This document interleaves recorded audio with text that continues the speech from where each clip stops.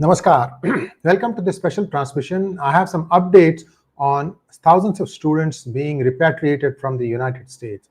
And these are falling under several categories. I'll go through those. This comes on top of the 1,000 students that have already been deported by April 2025. Since the Trump administration took office, they have been doing this thing methodically. What are the reasons for these students being deported?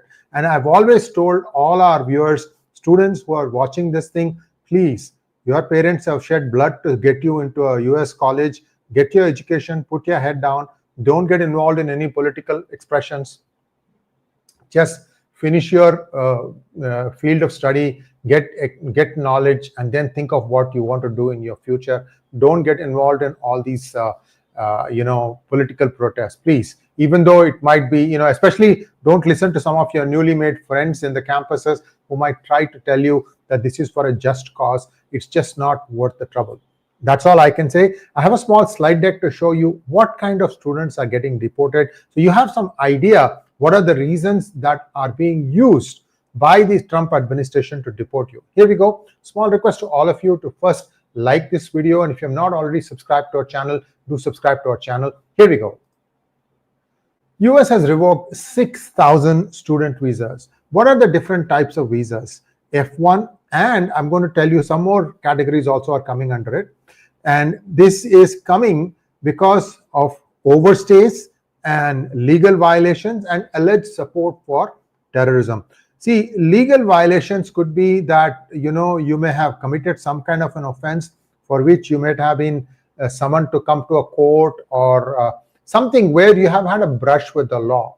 And if you ignore that, if you ignore the summons, for example, those could be grounds for you to be deported. So again, put your head down, try and not get into any risky behavior, get your education, get your knowledge, and decide what you want to do in your future. Of this 6,000, 4,000 involved law breaking, including assault, driving under the influence of alcohol, and burglary. Students are being caught for burgling now. It's very, very sad.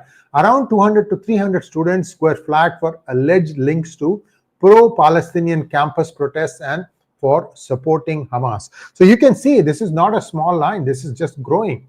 Also, how did this happen? Well, Secretary of State Marco Rubio invoked a little used law allowing for revocation of visas for individuals with views opposing the US foreign policy, particularly related to the Israel-Hamas conflict. This is where the bulk of the problem is.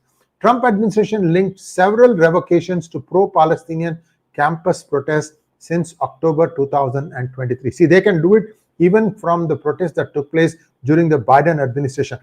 I was pounding my head and I'm telling everybody, don't get into this one.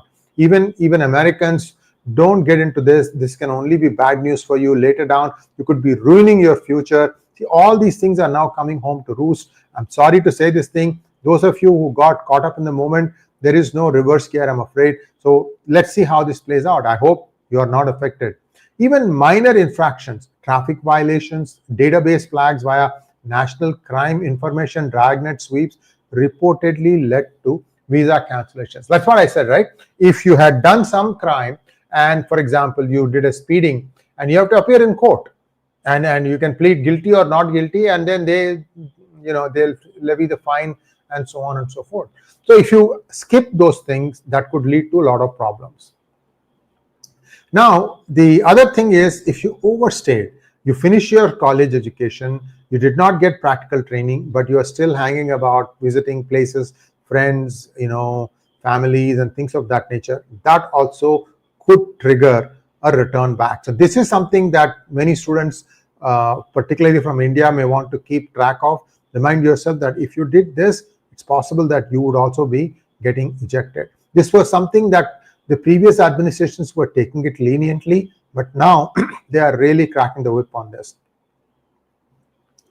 The difference is that this administration always thinks of visas as a privilege. I mean, India does it too. In fact, India is even revoking some OCI cards, which is the equivalent of a green card. If you do something bad, now I think the rules have gotten tightened recently. I think something to do with anyway, you can look it up. The OCA cards also have more restrictions now. And the crackdowns have extended beyond students to other foreign exchange programs, which is what I want to tell you. It's not just F1. It could be F, it could be J visas, and it could even be M visa category. So this is a fairly widespread crackdown that is going on. And the administration continues to tighten student visa and immigration rules. I'm hearing that there's a considerable drop in students going to US for higher education this fall, which is like they should be leaving around this time. Proposed changes may end the H-1B lottery system. You already know that. I've talked about this. And it's not limited to United States. Whether it is Canada, UK, or Australia, everywhere, people are getting more applications because US is turning its foreign applicants away. So what happens there is another question. But remember that this kind of deportations actually hurts US more than it hurts the students. But then right now this government thinks that the immediate need is to try and keep the jobs here and whatever the dwindling set of jobs, because AI is going to take a healthy chunk out of the jobs.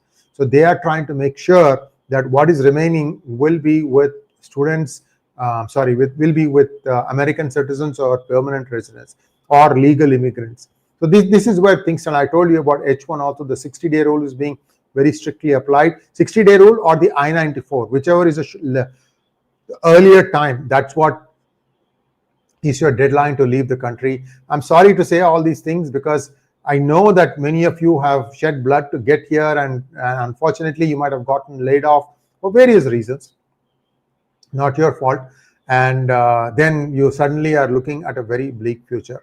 I'm hearing that there are lots of opportunities outside of India also right now for qualified programmers, qualified IT people, qualified advanced level degree holders, and you just have to make the most of it.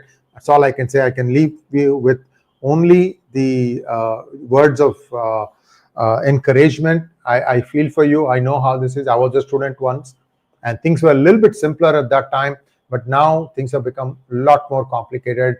And some of us who got these things took the entitlement level to a whole new level, which is why everybody is getting beaten up. Very unfortunate. So that's all I have to say. And if you have any questions, let me see if there are any questions. A couple of observations. US trying to spread communist ideas in India, saying companies are profiting from oil and not people. Yeah, that's a narrative that India needs to snap back. Why is that not being done? I've been crying hoarse. 𝗟𝗡𝗏 wants to know, this is just the beginning and it's justified. Well, I mean, if you have done something wrong, if you have violated the laws of United States, yes, that is good grounds for what happened.